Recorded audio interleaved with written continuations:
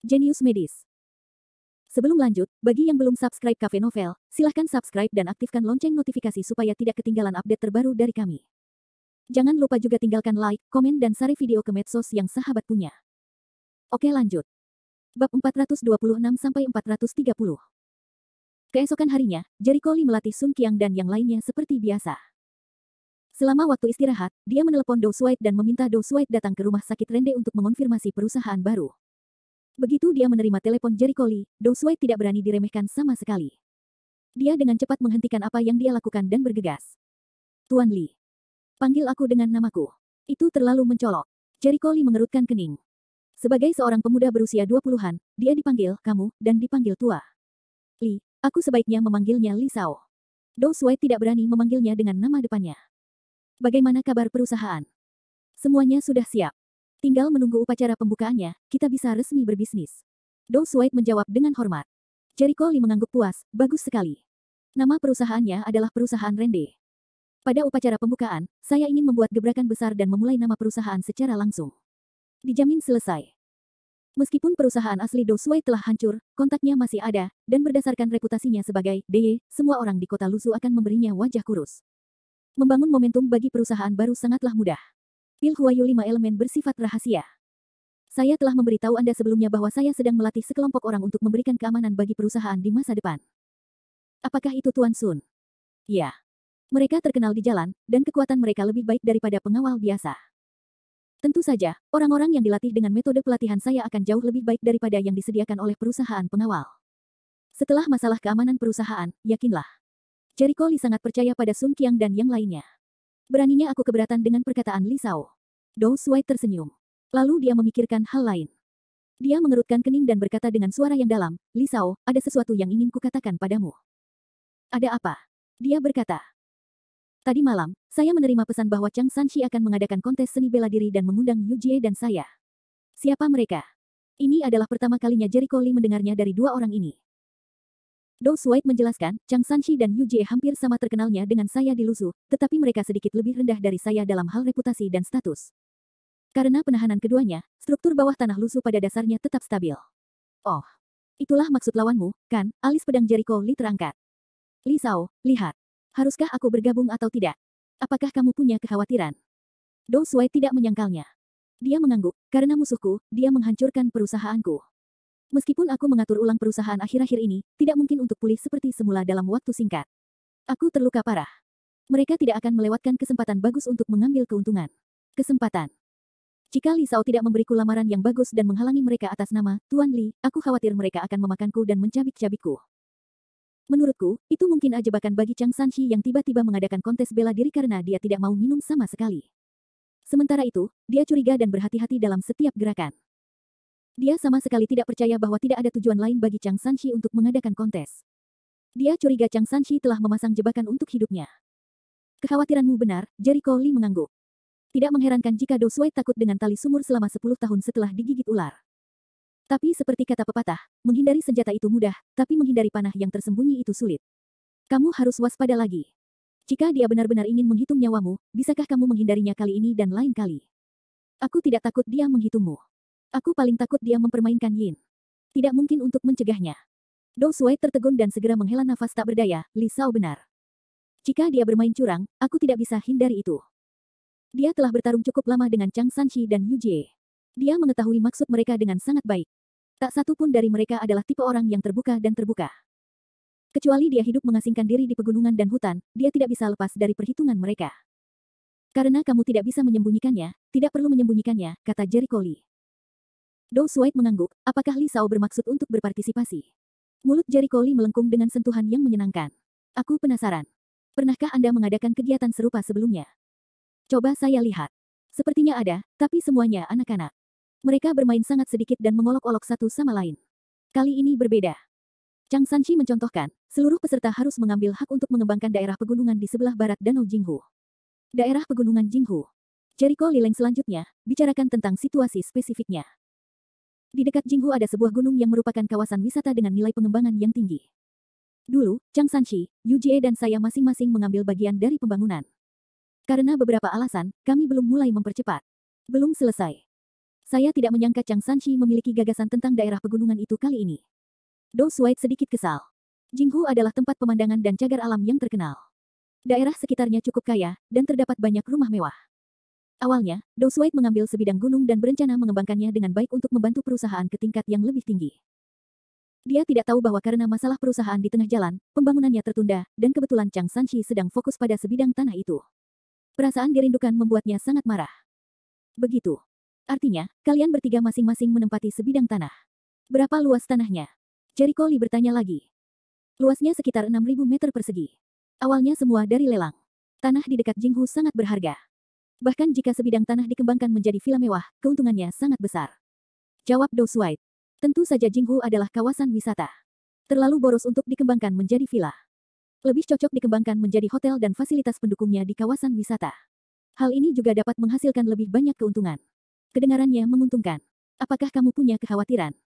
Jericho Lee mengangkat alisnya, seberapa banyak yang kamu ketahui tentang Chang Sanshi? Dia adalah lawan lama yang mengetahui akar dan dasarnya. Meskipun dia bertindak ceroboh, dia masih sadar sebagian besar waktu, tapi dia selalu menganggap dirinya tinggi dan sombong. Awalnya, dia selalu berada di bawah tekanan saya. Dia seharusnya saya tidak punya keberanian untuk membuat pertaruhan besar. Sekarang saya khawatir tentang penipuan. Inilah yang dikhawatirkan Dou Suai. Jika pertaruhannya salah, maka jebakannya benar. Dia jatuh ke dalam perangkap. Kehilangan tanahnya adalah masalah kecil, tetapi kehilangan nyawanya adalah masalah besar. Sepertinya ada hal lain di dalamnya. Seseorang dengan pikiran yang baik tidak akan melakukan apapun yang tidak pasti. Hanya ada satu kemungkinan, yaitu Chang Sanshi akan mendapatkan bantuan lain ketika ia mengajukan taruhan ini. Chang Sanshi tidak akan menjadi kuat tanpa alasan. Dia memiliki modal dan Dou Suai untuk menantangnya. Jelas sekali, seseorang menghasutnya untuk melakukan hal itu di belakang punggungnya. Bab 427. Menurutku juga begitu, Li Shao. Lihat, apakah aku akan ikut atau tidak. Dari hati, Dou Suai tidak mau mengambil risiko ini, karena begitu dia menang, entah apa konsekuensinya. Daripada mengambil risiko sebesar itu, sebaiknya kita tidak melewati air berlumpur sama sekali. Jericho Lee menoleh, sudut mulutnya memunculkan senyuman seperti radian, pergi. Tentu saja. Bisakah bebek berparuh membuatnya terbang? Dia menduga pasti ada ahli di belakang Chang Sanshi. Namun, Chang Sanshi mengatur perjamuan Hongmen, dan tidak ada alasan untuk tidak hadir. Bagaimanapun, sebidang tanah sepadan dengan risikonya. Di sebelah timur kota Luzu, merupakan villa mewah dengan lingkungan yang elegan dan unik. Di halamannya yang luas terdapat bebatuan, air mengalir, pepohonan, dan lingkungan yang asri. Saat ini, beberapa orang berkumpul di halaman. Seorang pria parubaya berpenampilan dingin berjaket Mandarin sedang duduk di kursi malas di bawah pohon, menikmati pertarungan di tengah halaman. Bang! Benturan tinju, sangat keras, mengejutkan semua orang di halaman hingga menahan napas untuk menonton. Seorang pria botak dengan pakaian latihan hitam dengan bekas luka di wajahnya terlihat menendang kaki kanannya ke tanah. Pria seutuhnya menariknya ke atas seperti cangkang, lalu menendang lawannya ke udara dengan postur terbang. Dong. Puff. Terdengar suara tumpul seperti guntur. Pria itu terbang mundur dan berguling-guling di tanah beberapa kali sebelum dia berhenti. Seluruh ruangan menjadi sunyi, menyaksikan pria yang kalah itu dengan tidak percaya. Hanya satu gerakan, kamu kalah. Pria di tanah itu bangkit dan menyeka darah di sudut mulutnya. Terima kasih atas kebaikan Anda, Tuan Ren jatuh ke tanah dan memandangnya sambil tersenyum, keahlianmu juga bagus. Tuan Ren bercanda. Anda tidak menggunakan seluruh kekuatan Anda sama sekali. Jika kamu menggunakan kungfu sungguhan, aku pasti sudah bertemu dengan Raja Neraka sekarang. Dia tahu seberapa banyak yang dimilikinya. Bagus. Pria parubaya yang baik hati di bawah pohon melompat, wajahnya menunjukkan senyum yang sangat bahagia. Tuan Ren benar-benar membuka mata bagi kita, layak untuk prajurit legendaris yang dapat membelah langit dan berjalan melintasi langit dengan 100 langkah. Tanda seru petik 2. Ren Hua menyeringai dan melambaikan tangannya dengan tenang. Yu Dong menyanjungku. Aku hanya membodohi diriku sendiri. Ada banyak orang di dunia ini yang lebih kuat dariku. Ah, Tuan Ren, Anda tidak perlu rendah hati. Betapa langkanya di dunia saat ini. Hanya ada sedikit orang yang bisa menjadi ahli bela diri. Terlebih lagi, Tuan Ren memiliki banyak keterampilan dan pencapaian dalam seni bela diri. Yang bahkan lebih langka. Yu Jie tertawa dan berkata, saya pikir Tuan Ren akan memimpin kali ini. Tuan Ren adalah juara kontes seni bela diri. Haha, selamat sebelumnya kepada Tuan Yu atas kemenangannya. Ren Hua tidak rendah hati, dan wajahnya penuh kebanggaan. Seperti yang dikatakan Yu Jie, di era sekarang ini, hanya sedikit orang yang bisa melakukan sesuatu dalam seni bela diri. Ren Hua punya modal untuk bangga pada dirinya sendiri. Menurutnya, tidak ada seorang pun di kota Luzu yang akan menjadi lawannya kecuali Yun Hua. Dia telah menyelidiki sebelum dia berjanji untuk membantu Yu Jie, dan Yun Hua tidak berpartisipasi dalam kontes. Dengan kata lain, dia adalah juara kontes. Kabar baik, Tuan Chang. Dou Suai dan Yu Jie telah memutuskan untuk mengambil bagian dalam kontes seni bela diri yang Anda selenggarakan oleh Tuan Chang. Bagus. Pernahkah Anda mendengar kabar dari Tuan Li? Tanya Chang Sanshi. Saya kira tidak demikian. Mendengar ini, Chang Sanshi langsung melotot marah, tidak. Jangan periksa sekarang. Salah satu pria gemetar, hampir roboh ke tanah, dan dengan cepat menerima perintah, ya, ya. Saya akan memeriksanya saat ini. Nah, ada apa? Chang Sanshi diam-diam marah. Pada saat ini, suara Bai Feng datang dari satu sisi, apa beritanya? Wajah marah Chang Sanshi langsung berubah menjadi wajah tersenyum. Dia menyanjung An Bai Feng dan berkata dengan hormat, kembali ke An Sao, Dou Suai dan Yu Jie telah memutuskan untuk mengambil bagian dalam kontes seni bela diri, yang bisa menangkap mereka semua. Mata dingin Bai Feng menyapu, Anda tahu, yang saya minta bukan ini. Saya bertanya pada Tuan Li. Mata dingin itu membuat Chang Sanshi merasa tercekik sejenak. Dia mengangkat jantungnya ke tenggorokan dan dengan hati-hati menjawab, tidak ada kabar dari dia. Ya. Sampah wajah An Bai Feng terasa dingin. Chang Sanshi bahkan lebih khawatir, An Sao, tenang. Jangan marah. An Bai Feng melambaikan tangannya, lupakan. Dia akan muncul. Umpan dari kontes ini cukup menarik. Dia tidak akan acuh tak acuh. Tunggu saja dengan sabar. Ya, saya akan mengurus semuanya. Chang Sanshi tidak berani mengajukan keberatan. Tentu saja, dia berpikir kata-kata Bai Feng benar. Untuk membiarkan Guru Li muncul, dia memutuskan untuk melepaskan hak pengembangan tanah Jinghu. Apakah kamu mendengar itu? Jika kamu memiliki pertanyaan, kamu dapat mengajukannya sekarang. Mata jari Koli menyapu wajah orang-orang yang kebingungan. Begitu suara itu turun, banyak orang mengangkat tangan. Di tengah kerumunan, Jiang Xiaolong memimpin dan berkata, Saudara Jericho Li, apakah Anda mengatakan bahwa Anda tidak akan memimpin tim di pelatihan mendatang? Apa yang bisa kita lakukan sendiri? Tanpa Anda yang memimpin tim, kami tidak bisa berlatih dengan baik sama sekali. Jiang Xiaolong mengerutkan kening. Kata-katanya membuat orang merasakan hal yang sama. Ya. Kami baru berlatih kurang dari sebulan, dan kami belum berada di jalur yang benar. Ayo latih diri kita sendiri. Ibarat lalat tanpa kepala. Efeknya pasti turun. Bukannya kami tidak percaya diri, tapi kami tidak memiliki saudara laki-laki Jericho Li. Kamu tidak bisa mendesak kami, kok. Semua orang berbicara dan berbicara. Anda dan saya membuat Jericho Li mengerutkan kening. Dia melambaikan tangannya dan menekan untuk memberi isyarat kepada orang-orang agar diam. Baiklah. Saya tahu kekhawatiran Anda, tetapi saya tidak bisa selalu membimbing Anda untuk berlatih. Suatu hari nanti Anda harus melatih diri sendiri. Anda tidak perlu tidak percaya diri, cukup ikuti dengan ketat apa yang saya ajarkan kepada Anda dan aturan yang harus diatur. Pelatihan. Pelatihan di masa depan tergantung pada kesadaran diri Anda. Jericho Li berkata dengan suara yang dalam, ini adalah ujian bagi Anda. Jika Anda bahkan tidak bisa lulus ini, jangan bicara tentang menjadi seorang pejuang. Baiklah. Orang-orang sedikit frustrasi. Apa yang kamu lakukan dengan wajah sedih? Jericho Li berkata, apakah Anda lupa apa yang saya katakan?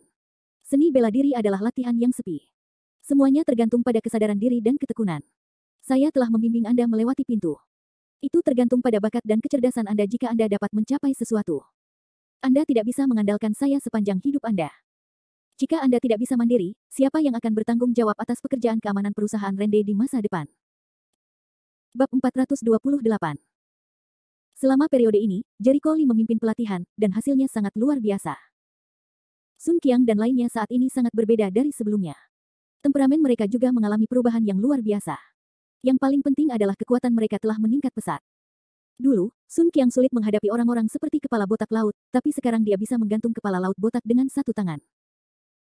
Tentu saja, Sun Qiang belum melangkah ke tingkat seni bela diri, tetapi Jericho Li telah memberitahu mereka cara memelihara Qi dan cara menyempurnakan siklon dantian, dan beberapa orang dengan pemahaman yang baik telah merasakan keberadaan Qi. Alasan mengapa Jericho Li sekarang memilih untuk tidak memimpin tim dalam pelatihan adalah karena dia ingin menyelesaikan kompetisi seni bela diri Dou Suai akhir-akhir ini, dan dia ingin melihat bakat budidaya orang-orang ini. Bagaimanapun, budidaya seni bela diri bergantung pada diri sendiri. Secara khusus, pemurnian topan adalah langkah kunci pertama untuk mengubah manusia menjadi pejuang, yang menguji kemauan seseorang. Dia harus melatih kemauan orang-orang ini, jika tidak mereka tidak akan tumbuh dewasa. Saudara Jericho Li, kami mengerti. Meskipun orang-orang tidak memahami rencana Jericho Li, mereka juga tahu bahwa karena Jericho Li melakukannya, pasti ada alasannya. Jericho Li berkata sambil tersenyum, selama kamu terus mengikuti metode kultivasi Qi dan keberuntungan yang aku ajarkan padamu, tidak sulit untuk menjadi seorang pejuang. Ada yang harus aku tangani akhir-akhir ini. Beberapa dari Anda akan menjadi ahli seni bela diri, dan kemudian saya akan menjadi orang pertama yang mengajari mereka seni bela diri. Kata-kata tersebut membangkitkan semangat juang dan antusiasme masyarakat. Seni bela diri. Jericho Li pernah memberitahu mereka bahwa ada semacam keterampilan bertarung di kalangan praktisi seni bela diri. Mereka yang telah berlatih pencak silat dapat dengan mudah menindas dan mengayun-ayunkan mereka yang belum berlatih pencak silat. Setiap jenis seni bela diri hampir merupakan kartu terbawah seorang pejuang. Begitu mereka berpikir bahwa mereka juga bisa berlatih seni bela diri di masa depan, mereka bisa berjalan secara horizontal sesuai keinginan mereka. Depresi mereka hilang dan mereka tidak sabar untuk melanjutkan pelatihan. Yah, Xiao Qiang, kamu bisa berlatih bersama mereka selama ini. Jika ada keadaan darurat, kamu bisa meneleponku. Dengan itu, Jericho Lee berbalik dan pergi. Setelah pengaturan singkat, Jericho Lee berangkat ke Jinghu. Di sisi barat Jinghu di danau, ada sebuah bukit kecil. Karena belum banyak dikembangkan, jalannya agak terjal, sehingga mobil tidak bisa melaju ke kedalaman bukit dan hanya bisa parkir di luar. Li Shao, ini tempatnya di mana kontes seni bela diri diadakan. Baiklah, Jericho Lee mengangguk, keluar dari mobil dan melihat sekeliling. Dia menemukan orang-orang datang dan pergi di dekatnya, dan itu sangat sibuk. Ada begitu banyak orang. Jericho Lee tidak heran jika Jinghu terkenal di kota Lusu. Jutaan turis datang untuk melihatnya setiap tahun. Meskipun ini bukan musim puncak, ada banyak orang. Sekilas, ada banyak orang. 2 atau 300 orang di depan kami. Kamu bisa kembali, ingatlah untuk memberitahu Do Shuai, biarkan dia memperhatikan untuk berjaga-jaga, jangan sampai periode waktu ini dimanfaatkan. Ya, Li Shao, aku akan melakukannya, beritahu Tuan De. Anak buah Do Shuai menerima perintah dan pergi. Jericho Lee berjalan ke bukit. Jalannya terjal dan sempit. Dia tidak bisa masuk sama sekali, jadi dia harus berjalan kaki. Setelah mendaki lereng bukit kecil, di tengah lereng bukit, kebetulan terdapat ruang terbuka yang relatif datar, luasnya ribuan meter persegi. Kenapa? Apakah Pekan Raya Kuil masih diadakan di sini? Ia melihat sebuah candi di lereng bukit. Gerbang candi penuh dengan orang, dan terdapat banyak kios di ruang terbuka, yang sangat ramai. Saya tidak menyangka akan ada Pekan Raya Candi di tempat ini. Jarang sekali. Jericho Lee merasa lucu dan berjalan mendekat. Jinghu sendiri adalah tempat yang indah, dan wajar jika mengadakan Pekan Raya Kuil di dekatnya. Lagi pula, tempat pemandangan itu sangat populer, jadi mudah untuk menyerap dupa dan mendapatkan uang dari dupa. Labu gula. Labu gula yang lezat. $2 dalam satu kelompok. Giok, giok langka. Jangan sampai ketinggalan kalau lewat. Jual mainan. Mainan anak murah. Teriakan para pedagang bercampur dengan hiruk-pikuk keramaian nampaknya sangat meriah. Saat Jericho Lee berjalan, dia menyapu kios-kios. Sebagian besar warung menjual jajanan atau gawai biasa, dan hanya sedikit yang mampu menggugah minatnya. Saat berjalan, dia melihat sebuah kios yang menjual buku-buku kuno dan berhenti. Lihatlah buku-buku kuno yang terpelihara dengan baik, anak muda. Pemilik warung, seorang pria berusia 50-an, melihat seseorang berhenti di warungnya dan menyambutnya dengan hangat. Jericho Lee membungkuk, mengambil sebuah buku kuno dan melihatnya. Bos, apakah ini benar-benar sebuah buku kuno? Bagaimana aku bisa berbohong padamu? Buku-buku ini setidaknya berumur 3 atau 400 tahun. Yah, 3 atau 400 tahun. Itu benar-benar sebuah buku kuno, kata Jericho Lee sambil melihatnya. Dia melihat halaman-halaman buku itu menguning, dan kata-kata di dalamnya diketik dari bawah ke atas, yang sangat berbeda dengan pengaturan huruf buku saat ini dari kiri ke kanan. Dia belajar pengobatan tradisional Tiongkok dengan kakeknya ketika dia masih muda. Banyak buku pengobatan tradisional Tiongkok yang merupakan buku kuno, sehingga ia dapat membedakan apakah itu buku kuno asli atau buku tiruan. Wajah pemilik warung pun penuh senyuman. Dia melihat tindakan Jericho Lee melihat-lihat buku. Sambil mengangkat alisnya, dia terkejut dan berkata, "Oh, anak muda, lihat teknikmu. Sepertinya kamu ahlinya. Saya pernah mendengar bahwa untuk membeli buku kuno, seseorang harus melihat warnanya, 2 orang harus melihat kertasnya, dan 3 orang harus mendengarkannya." Suara membalik halaman. Saya tidak tahu apakah itu benar. Jericho Lee berkata dengan santai. Orang yang kamu bicarakan haruslah seorang ahli. Petik 2. Mungkin, Jericho Lee meletakkan buku itu dan mengamati kios itu beberapa kali. Ia menemukan bahwa tidak semua buku itu adalah buku kuno. Beberapa di antaranya tampak sangat tua dan halamannya berwarna kuning, tetapi jelas merupakan tiruan lama dari buku-buku kuno. Nampaknya pemilik warung juga seorang pengusaha yang licik dan memiliki banyak pemikiran. Dilihat dari judul bukunya, sebagian besar bukunya merupakan anekdot seperti Liao Shaizhi. Kadang-kadang, ada beberapa buku tentang anekdot kuno, dan semuanya diterjemahkan ke dalam bahasa modern. Setelah beberapa kali pemindaian, ia melihat beberapa buku dengan nama aneh, salah satunya berjudul Gambar Gunung dan Sungai, yang menarik perhatiannya. Dia mengambil buku itu dan membalik beberapa halaman. Dia menemukan bahwa itu adalah buku tentang peristiwa supernatural kuno. Sebagai seorang pejuang, ia dapat melihat sekilas bahwa kisah-kisah supernatural melibatkan praktik seni bela diri. Untung, pikiran Jericho Lee bergerak. Itu tidak berguna baginya, tapi setidaknya lebih menarik dari buku biasa. Ini layak untuk dimulai. Dia meletakkan buku itu, mengambil buku lain, berpura-pura membacanya dengan cermat, lalu berkata kepada bosnya, "Bos, berapa harga buku ini?" Bab 429. Bos melihat buku yang diambilnya, lalu mengacungkan jarinya, $1.000. 1.000. Terlalu mahal. Jericho Lee mengerutkan kening. Buku yang dia ambil adalah buku yang sangat umum. Meskipun itu adalah buku kuno, paling banyak hanya beberapa lusin keping. $1.000 adalah mulut besar singa. Pemilik kios segera mengangkat wajahnya. Anak muda, benarkah? Ini buku kuno. Setidaknya 3 atau 400 tahun sejarahnya, kamu tidak tahu barangnya. Kalau itu untuk orang lain, aku khawatir aku akan membelinya sejak lama dan mengumpulkannya dengan baik. Bos, aku tahu itu buku kuno, tapi jangan perlakukan aku sebagai orang bodoh. Jericho Lee tertawa dan menunjuk pada kata-kata di sampul buku, lihat, buku ini berjudul Liao Shaizhi. Sekarang saya tidak tahu berapa banyak versi terjemahan dalam bahasa sehari-hari. Sekalipun itu adalah cetakan ulang dari buku-buku kuno, jumlahnya hanya puluhan yuan untuk belanja online. Meski buku kuno bisa menaikkan harganya, tapi berapa harga barang jalan semacam ini yang bisa dinaikkan? Kalau bukan karena buku ini adalah buku kuno dan memiliki nilai koleksi tertentu, saya tidak akan repot-repot membelinya. Sepatah kata pun langsung membuat wajah pemilik warung merah, modal malu. Awalnya dia mengira Jericho Lee adalah seorang anak kecil yang tidak tahu apa-apa. Dia tidak tahu bahwa dia adalah seorang ahli. Buku-buku kuno juga bersifat hierarkis. Nilai buku yang terawetkan dengan baik lebih tinggi dibandingkan dengan buku yang tidak terpelihara sempurna. Nilai buku-buku langka dan terisolasi jauh lebih tinggi dibandingkan dengan barang-barang kubis yang dicetak dalam jumlah besar. Salinan tangan Jericho Lee ini bukan satu-satunya yang dibuat oleh beberapa empu kuno terkenal, melainkan sisa-sisa yang disalin oleh banyak orang kemudian. Itu tidak terlalu berharga. Padahal, harga 1.000 yuan cukup untuk membeli lebih dari 3 atau 4 eksemplar. Bos, kalau tidak mudah bagimu untuk mendirikan kios di sini. Saya sangat ingin membeli beberapa buku kuno untuk dikoleksi dan dimainkan. Jericho Lee tertawa dan mengambil buku anekdot gunung dan sungai, lalu mengambil buku lainnya. Saya akan membeli 2 buku lagi, dan saya akan memberi Anda 1.000 yuan untuk ketiga buku ini, sehingga Anda dapat menghasilkan uang. Dan saya senang bersenang-senang. Bagaimana menurut Anda? Pemilik kios membuka matanya dan melihat ketiga buku itu. Dia mengira itu semua adalah buku biasa. Jericho Lee tersenyum. Dan mengeluarkan dompetnya, membayar 1.000 yuan, dan pergi dengan buku itu. Bocah bodoh, aku membeli buku-buku tua seharga 5 yuan dari kain perca dan menjualnya seharga 1.000 yuan. Orang bodoh yang tidak tahu barangnya bahkan tidak bisa mengatakan hal sebaik itu. Pemilik kios mengira dia telah mendapat untung besar, sementara Jericho Lee diam-diam memarahi pihak lain karena tidak mengetahui barangnya dan mencari tahu kebocorannya. Jericho Lee sampai ke sudut yang jumlah orangnya relatif sedikit dan melihat gambar gunung dan sungai. Di permukaan, buku ini merupakan buku yang banyak mencatat kisah-kisah supranatural, namun ia melihat bahwa kisah-kisah supranatural tersebut dengan jelas mencatat kisah-kisah pencak silat. Ia juga menemukan bahwa materi buku ini sangat istimewa, sangat tangguh, terutama font pada halamannya yang memiliki kesan elegan dan fleksibel, jauh dari font yang biasa ditemukan pada buku-buku kuno biasa.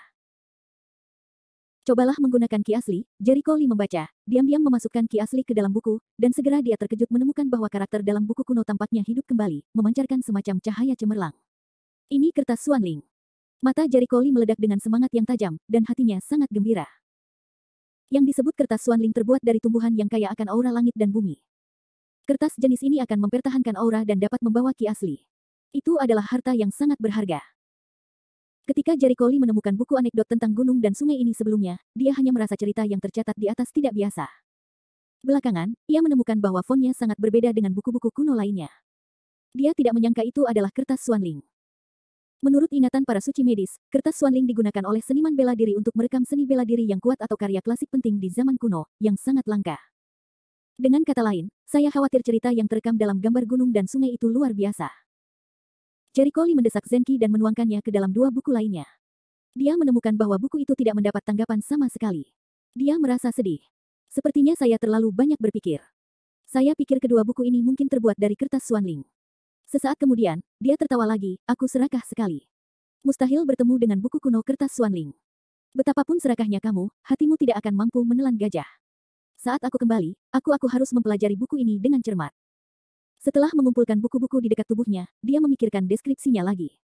Kapan pekan raya kuil akan berakhir? Kenapa kamu begitu terburu-buru?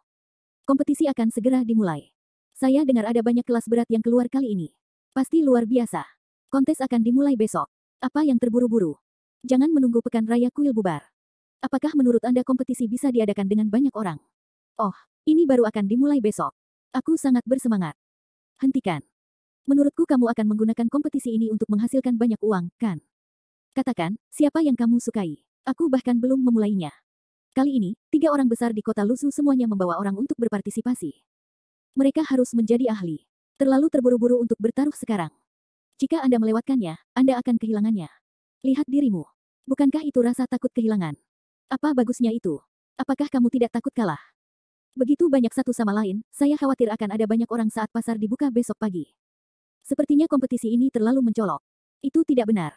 Konon banyak orang yang bermain seni bela diri ada di sini. Ada pertunjukan yang bagus untuk ditonton. Sepanjang perjalanan, Jericho Lee mendengar banyak orang membicarakan kontes tersebut. Chang Sanshi adalah pemain besar. Dia bahkan membiarkan orang biasa berpartisipasi. Sepertinya dia pasti menang. Dia ingin memakan dua lawan lainnya sekaligus dan membangun momentum untuk dirinya sendiri di saat yang sama. Jericho Lee segera memahami maksud Chang Sanshi. Kompetisi seni bela diri Chang Sanshi jelas bukan sekedar kontes, tapi pertaruhan untuk mengalahkan Dou Suai dan Yu Jie dan membuat mereka berantakan. Tentu saja menang saja tidak cukup. Di kota Luzu, Chang Sanshi tidak sebaik Dou Suai dalam hal reputasi dan status. Sekalipun dia memenangkan Dou Suai, jika tidak banyak saksi atau momentumnya tidak cukup kuat, dia tidak bisa menggantikan Dou Suai. Oleh karena itu, membiarkan orang-orang biasa berpartisipasi dalam kontes ini jelas menggunakan orang-orang biasa ini untuk membangun momentum. Setelah Chang Sanshi menang dan menyebarkan berita melalui orang-orang ini, dia akan menjadi raja dunia bawah tanah di kota Luzu. Saya harus mengatakan bahwa Chang Sanshi memiliki sempoa yang bagus. Hanya saja Jericho Lee menganggap Chang Sanshi mengambil terlalu banyak risiko dalam melakukan hal tersebut. Tidakkah Chang Sanshi tahu bahwa semua prasyarat untuk melakukan hal itu adalah dia bisa menang, jika dia kalah? Jangan katakan dia ingin menggantikan reputasi Dou Suai. Bahkan status dan reputasinya saat ini akan hancur. Karena tiket ini sangat besar, aku akan memainkannya sampai akhir. Jericho Lee berjalan mengelilingi pameran kuil lagi, lalu pergi. Bab 430. Di malam hari, pekan raya kuil bubar dan lereng bukit menjadi sepi.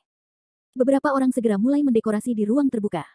Di tengah ruang terbuka, dibangun arena tantangan setinggi 2 meter di Huadi.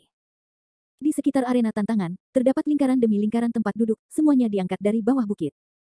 Pagi-pagi sekali, hari baru subuh, dan hiruk-pikuk di bawah perbukitan berangsur-angsur kembali. Banyak wisatawan datang berkunjung. Setelah pengerukan dan blokade di lereng bukit, wisatawan yang datang lebih sedikit, tidak sebanyak pekan raya Candi kemarin. Sekitar pukul 8 pagi, ada beberapa master amatir yang bertarung di arena tantangan. Meskipun ini bukan waktu resmi dimulainya kompetisi, beberapa orang tidak tahan dengan temperamen bertarung. Di bawah arena tantangan, ada banyak penonton. Ada yang turis, ada pula yang khusus untuk lomba pencak silat. Mereka menikmati pertarungan di arena. Jericho Lee tidak tertarik dengan pertarungan para pemain amatir di panggung ini. Pertarungan mereka seperti permainan anak-anak. Ia tidak memiliki kekuatan sama sekali. Itu membuatnya tertidur. Dia tidak ingin membuang waktunya untuk permainan yang tidak berarti ini. Aneh kenapa bukit ini hanya terbuka setengah, dan kenapa puncaknya tidak. Jericho Lee sangat bingung.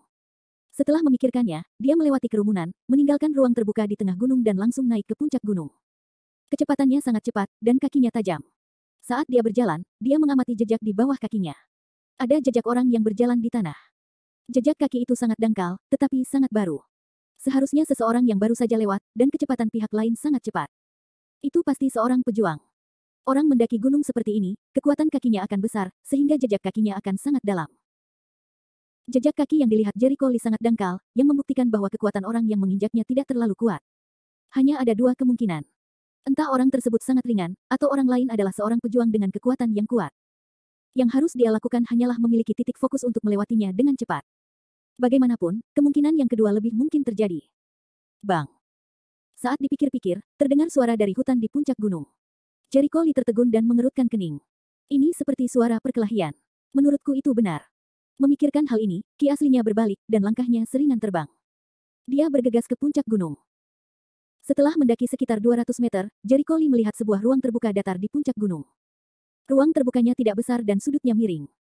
Saat ini, seorang pria parubaya berusia 40-an dan seorang wanita muda berusia 20-an sedang berdiri di ruang terbuka.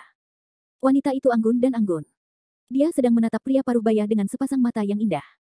Pria parubaya itu bersandar di bawah pohon besar di ruang terbuka. Jericho Lee tidak menyangka akan ada orang di tempat ini. Dia sangat penasaran, jadi dia mengambil langkah untuk pergi ke sana. Namun sebelum dia mengambil 2 langkah, dia dihentikan oleh gadis itu, berhenti. Apakah kamu sekarat? Gadis itu tampak menghina, dengan ekspresi, apa kamu ingin mati? Ada apa? Apa masalahnya? Jericho Lee bertanya dengan heran. Ya. Apakah kamu buta? Apakah kamu tidak melihat di mana ini? Ini adalah puncak gunung. Jika kamu terpeleset dan jatuh, kamu akan hancur berkeping-keping. Gadis itu kedinginan. Oh, terima kasih sudah mengingatkanku. Jericho Lee menoleh untuk melihat ke tepi ruang terbuka. Sepertinya ada juga yang tingginya beberapa ratus meter di bawahnya. Orang biasa terjatuh, dan mereka benar-benar hancur berkeping-keping. Dia melangkah maju lagi.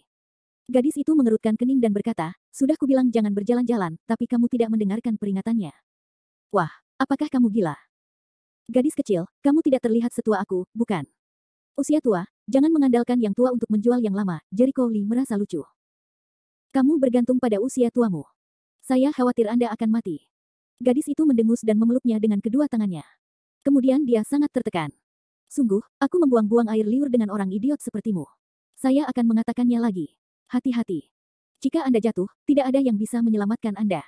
Oh, kata Jericho Lee. Bahkan jika dia jatuh, dia bisa bertahan. Selain itu, dia tidak akan sebodoh itu untuk jatuh dari tempat seperti itu. Dia melangkah maju. Saat itu, hembusan angin bertiup, dan wajah gadis itu berubah. Dia berseru dengan tergesa-gesa, paman kedua. Wus. Segera setelah itu, pria parubaya itu, seperti hantu, bergegas ke Jericho Lee, meraih lengannya dan mengangkatnya. Lalu dia berkedip lagi dan melayang di bawah pohon. Pria parubaya itu meletakkan Jericho Lee di tanah, dan ekspresinya cukup tidak senang. Mengapa kamu tidak mendengarkan bujukan orang? Dikatakan bahwa di sini berbahaya. Ada angin kencang di gunung. Jika saya tidak melihat dengan cepat sekarang, Anda mungkin akan tertiup angin. Dia melihat Jericho Lee masih muda, tapi dia tidak menghargai hidupnya. Dia merasa tidak puas. Arti teguran dalam kata-katanya sangat jelas. Ini pertama kalinya aku datang ke tempat seperti itu, kata Jericho Lee dengan tenang. Angin tadi sangat kencang, namun nyatanya dia tidak bisa tertiup angin sama sekali. Kekhawatiran kedua orang itu sungguh berlebihan. Karena ini pertama kalinya aku ke sini, hati-hati jangan sampai berlarian. Pria parubaya itu kedinginan. Nak, aku ingat, kata Jericho Lee, yang terlalu malas untuk berdebat dengannya dan dengan sopan mengucapkan terima kasih. Ayolah, kamu bukan orang yang berakal sehat.